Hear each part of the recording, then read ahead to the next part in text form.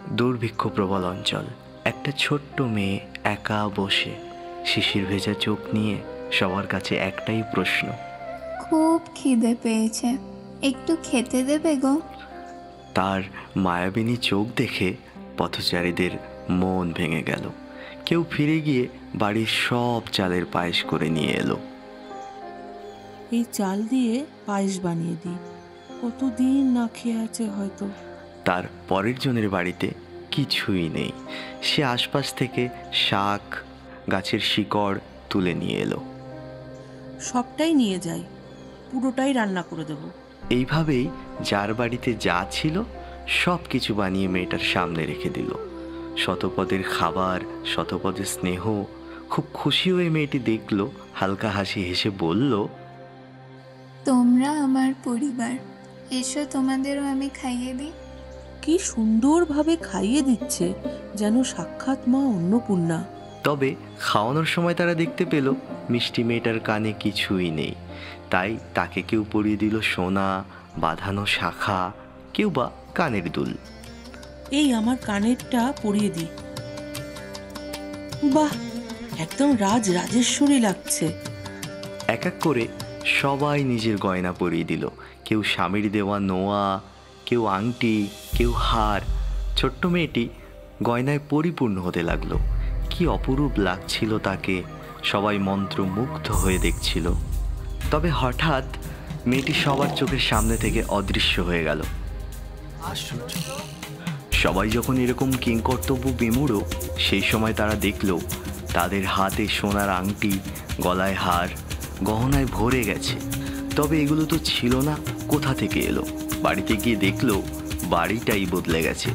সে কুড়ে ঘর নেই, ড্রাম ভরা চাল, ঐশ্বর্যে পরিপূর্ণ।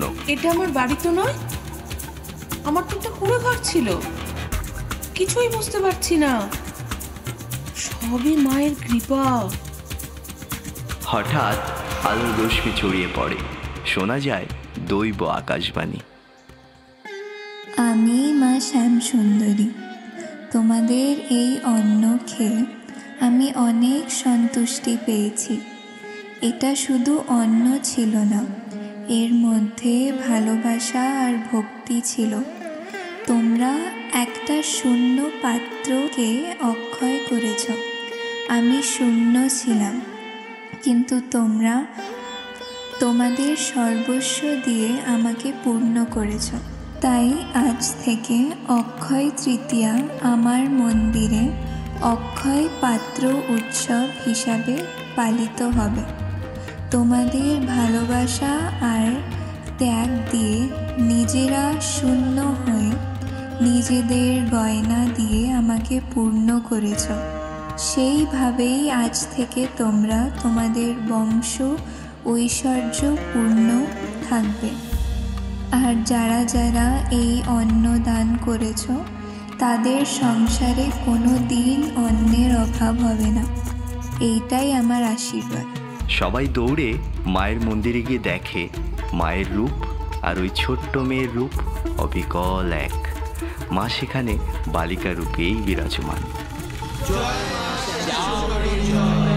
महामाये कलिपुरे अधिष्ठिते धन ज्ञान अन्न विद्या सर्वसिद्धि प्रदायिने जननी जन्मदायिने जननी श्याम सुंदरी नमस्तुते श्याम सुंदरी नमस्तुते श्याम सुंदरी नमस्तुते।